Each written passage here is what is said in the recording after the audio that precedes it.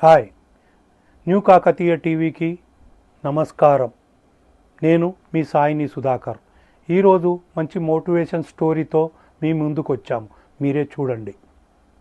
ఇక ఏమాత్రం ఆలస్యం చేయకుండా నేరుగా ఈనాటి విశ్లేషణలోకి వెళ్ళిపోదాం. ఈరోజు మనం విజయవాడ దగ్గర్లోని ఒక చిన్న పల్లెటూరి నుంచి వచ్చిన ఒక అద్భుతమైన స్ఫూర్తిదాయకమైన కథను డీకోడ్ చేయబోతున్నాం. ఇదొక మామూలు కథ కాదండి. ఎన్నో అడ్డంకులను ఎదుర్కొని పట్టుదలతో తన రాతను తానే మార్చుకున్న ఒక వ్యక్తి అసాధారణ ప్రయాణమిది. మన దారిలో వచ్చే మానసిక అడ్డంకులను ఎలా దాటుకుంటూ వెళ్లాలో ఈ వివరణాత్మక ప్రయాణం మనకు కళ్లకు కట్టినట్టు చూపిస్తుంది. ముందస్తుగా ఈ ఒక్క మాటను ఒక్కసారి గమనించండి. పేదరికం మన ఇంట్లో ఉండొచ్చు, కాని మన మనసులో ఉండకూడదు అని. ఇది అర్జున్ వాళ్ల అమ్మగారు చెప్పిన అత్యంత బలమైన మాట. అసలు పరిస్థితులు ఎలా ఉన్నా సరే మన ఆలోచనా విధానం ఎంత బలంగా ఉండాలో ఈ వాక్యం చాలా స్పష్టంగా చెబుతోంది. ఈ మొత్తం విశ్లేషణకు ఇదే అసలైన పునాది అని చెప్పొచ్చు. ఇక మన మొదటి విభాగానికి వస్తే అదే పేదరికం ఒక సవాలు. ఇక్కడ అర్జున్ ఎదుర్కొంటున్న కఠినమైన రోజువారీ వాస్తవాలు ఎలా ఉండేవో మనమిప్పుడు అర్థం చేసుకోవచ్చు. ఇక్కడ మనం ముఖ్యంగా గమనించాల్సిన ఒక విషయం ఉంది. ఒకవైపు ఉదయాన్నే పాలు పోయడం, మధ్యాహ్నం కూలీ పనికి వెళ్లడం లాంటి అర్జున్ రోజువారీ కష్టాలుంటే, సరిగ్గా అదే సమయంలో అతని స్నేహితుడు వినయ్ హైదరాబాద్లో మంచి ఉద్యోగం, కొత్త బైక్, ఖరీదైన ఫోన్తో తిరిగి రావడం. ఇవి రెండు పూర్తి భిన్నమైన పరిస్థితులు.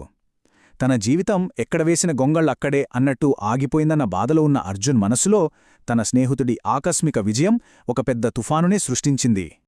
ఆ సంఘటన తర్వాత తీవ్ర నిరాశతో, కళ్లలో నీళ్లతో అర్జున్ తన తల్లిని ఒక ప్రశ్న అడిగాడు. నేను కూడా చదివాను, నేనెందుకిలా ఉన్నాను అని.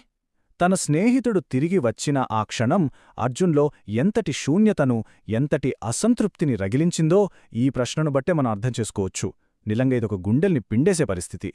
సరిగ్గా ఇక్కడే మన కథలో ఒక అత్యంత కీలకమైన మలుపు వస్తోంది. అదే మన రెండవ విభాగం, మారుతున్న ఆలోచనలు. అతని తల్లి ఇచ్చిన స్ఫూర్తిది. ఆమె చెప్పిన ఈ వ్యవసాయానికి సంబంధించిన చిన్న ఉదాహరణ అర్జున్ మనసులో ఎంత బలంగా నాటుకుపోయిందో చూడండి. పంటవేసిన రైతు రేపే కోతగోస్తాడా, దానికి సమయం పడుతుంది బిడ్డా అన్న ఆ ఒక్క మాట అతనికి అంతులేని ఓపికను నేర్పించింది. ఆ ఓపిక, ఆ సహనమే వాళ్ల ఊర్లో కొత్తగా ప్రారంభమైన ఉచిత కంప్యూటర్ సెంటర్లో చేరేలా అతన్ని ముందుకు నడిపించాయి. అలా మొదలైన అతని ప్రయాణం ఎంత కఠినంగా సాగిందో మన మూడవ విభాగం, శ్రమ మరియు పట్టుదల, అలుపెరగని పోరాటంలో చూద్దాం. అసలు అర్జున్ దినచర్య ఎంత కఠినంగా ఉండేదో ఒక్కసారి ఆలోచించండి. ఉదయం శారీరక శ్రమ చేయడం, ఊర్లో పాలు పొయ్యడం, సాయంత్రం ఏమాత్రం తీరిక లేకుండా ట్రైనింగ్ క్లాసులకు వెళ్లడం. అంతటితో ఆగారా? లేదు. సెంటర్ మూసేసిన తర్వాత కూడా రాత్రిపూట చలిలో బయట కూర్చొని చదువుకునేవాడు. ఎంత అలసిపోయినా సరే తన జీవితాన్ని మార్చుకోవాలన్న అతని కసికి, అంకిత భావానికి ఇది ఒక సజీవ సాక్ష్యం కదూ. అయితే అతని ప్రయాణం ఏమంత పూలపాన్పు కాలేదు సుమా.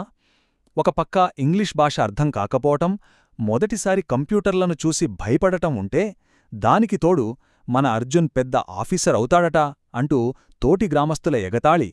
మనం ఎదుగుతున్న క్రమంలో మన సొంత మనుషులనుంచే ఇలాంటి అవమానాలు ఎదురవటమనేది మానసికంగా ఎంతో కుంగదీస్తుంది. కాని అతను దేనికి వెనక్కి తగ్గలేదు. మరి ఆ కష్టానికి తగిన ప్రతిఫలం దక్కితీరాలి కదా. అదే మన నాలుగవ విభాగం, ఉన్నత స్థాయికి ప్రయాణం, విజయం వైపు అడుగులు. 10,000 రూపాయలు. వినడానికి ఈ సంఖ్య బహుశా చిన్నదిగా అనిపించవచ్చు. కాని ట్రైనర్ సహాయంతో 6 నెలలు అహర్నిశలు కష్టపడి సాధించిన తొలి డేటా ఎంట్రీ ఉద్యోగపు జీతాన్ని తల్లి చేతిలో పెట్టినప్పుడు ఆ క్షణంలో వాళ్లకి కలిగిన భావోద్వేగానికి వెలకట్టగలమా? ఆ తల్లి కళ్లలో కనిపించిన ఆనందమే అర్జున్ కష్టానికి దక్కిన మొట్టమొదటి, అత్యంత విలువైన బహుమతి. ఆ తర్వాత అతని ప్రయాణం ఎంత వేగంగా సాగిందో మనమిక్కడ స్పష్టంగా చూడొచ్చు.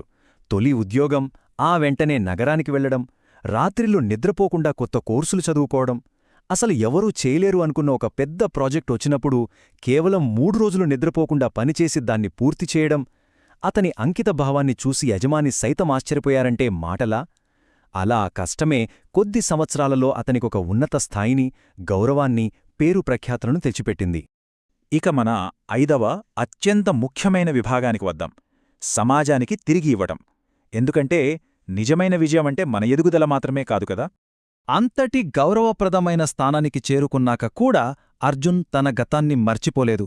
ఒకసారి పల్లెటూరికి తిరిగి వచ్చినప్పుడు అక్కడ పనిలేక తిరుగుతున్న కుర్రాళ్లను చూసి నేను మారగలిగితే వీళ్ళెందుకు మారలేరు అని అనుకున్నాడు. ఆ ఒక్క ఆలోచనే అతని సొంత ఖర్చులతో కంప్యూటర్లు కొని పేద పిల్లల కోసం ఊర్లోనే ఒక ఉచిత శిక్షణా కేంద్రాన్ని ప్రారంభించేలా చేసింది. ఇదొక అద్భుతమైన మార్పు కదా. ఒకరోజు అదే ఊరి పాఠశాలలో ముఖ్యాతిథిగా వెళ్లి విద్యార్థులతో అర్జున్ మాట్లాడిన మాటలు చాలా స్ఫూర్తిదాయకం. తాను కూడా సరిగ్గా వాళ్లలాగే ఓడిపోయానని, నలుగురిలో ఎగతాళి చేయబడ్డానని, కాని ఏ రోజూ తనపై తనకు నమ్మకం కోల్పోలేదని చాలా నిజాయితీగా చెప్పాడు. కటిక చీకటి తరువాతే వెలుతురుతో ఉదయం వస్తుందని అతనిచ్చిన సందేశం ఆ విద్యార్థుల మనసుల్లో బలంగా నాటుకుపోయింది. ఈ ప్రయాణం మొత్తంలో అత్యంత భావోద్వేగభరితమైన క్షణం ఇక్కడే ఉందండి. కార్యక్రమం పూర్తయ్యాక ఒక చిన్న బాలుడు వచ్చి, అన్నా, భవిష్యత్తులో నేను కూడా మీలా అవగలనా అని అమాయకంగా అడిగినప్పుడు అర్జున్ ఏమాత్రం సందేహించకుండా ఒకటే మాట అన్నాడు, నన్ను మించి అవుతావని. ఈ ఒక్క మాట ఆ బాలుడిలో అక్కడున్న వారిలో ఎంతటి ఆత్మవిశ్వాసాన్ని నింపిందో మనం సులభంగానే ఊహించవచ్చు. ఇక చివరగా ఆ రాత్రి ఆకాశం వైపు చూస్తూ ఒకప్పుడు కన్నీళ్లు పెట్టుకున్న క్షణాలను గుర్తు చేసుకుంటున్న అర్జున్తో అతని తల్లి, ఇప్పుడు చెప్పు బాబూ, జీవితం మారిందా అని అడిగింది. దానికి అర్జున్, జీవితం కాదమ్మా, నేను మారాను, అందుకే నా జీవితం మారింది అని బదిలిచ్చాడు. What a powerful thought! అసలు మన అంతర్గత మార్పు అనేది మన వాస్తవికతను ఎలా పూర్తిగా మారుస్తుందో చెప్పడానికి ఇంతకంటే గొప్ప ఉదాహరణ మరొకటి లేదు. మనం మారితేనే మన చుట్టూ ఉన్న ప్రపంచం మారుతుంది. మరి మనలోనే ఆ మార్పును ఈరోజే ఎందుకు మొదలుపెట్టకూడదు? ఈ బలమైన ఆలోచనతోనే ఈనాటి మన వివరణాత్మక ప్రయాణాన్ని ముగిద్దాం.